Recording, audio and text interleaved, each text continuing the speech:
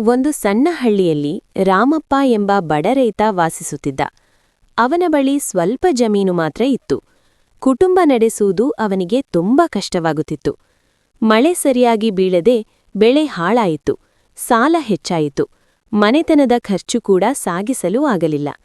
ರಾಮಪ್ಪ ತುಂಬ ಚಿಂತೆಯಲ್ಲಿದ್ದ. ಆದರೂ ರಾಮಪ್ಪ ದುಡಿಯುವುದನ್ನು ನಿಲ್ಲಿಸಲಿಲ್ಲ. ಪ್ರತಿದಿನ ಬೆಳಗ್ಗೆ ಬೇಗ ಎದ್ದು ಗದ್ದೆಗೆ ಹೋಗುತ್ತಿದ್ದ. ಭೂಮಿಯ ಮೇಲೆ ಅವನಿಗೆ ತುಂಬ ನಂಬಿಕೆಯಿತ್ತು. ಒಂದು ದಿನ ಕೃಷಿ ಅಧಿಕಾರಿಯೊಬ್ಬರು ಹಳ್ಳಿಗೆ ಬಂದರು. ಅವರು ಹೊಸ ಕೃಷಿ ವಿಧಾನಗಳನ್ನು ರೈತರಿಗೆ ತಿಳಿಸಿದರು. ರಾಮಪ್ಪ ಆ ಮಾತುಗಳನ್ನು ಗಮನದಿಂದ ಕೇಳಿದ. ಪ್ರಯತ್ನ. ರಾಮಪ್ಪ ಹೊಸ ವಿಧಾನವನ್ನು ತನ್ನ ಚಿಕ್ಕ ಗದ್ದೆಯಲ್ಲಿ ಪ್ರಯೋಗ ಮಾಡಿದ. ಮೊದಲಿಗೆ ಕಷ್ಟವಾಯಿತಾದರೂ ಅವನು ಧೈರ್ಯ ಕಳೆದುಕೊಳ್ಳಲಿಲ್ಲ. ಸ್ವಲ್ಪ ದಿನಗಳಲ್ಲಿ ಬೆಳೆ ಚೆನ್ನಾಗಿ ಬೆಳೆಯಿತು.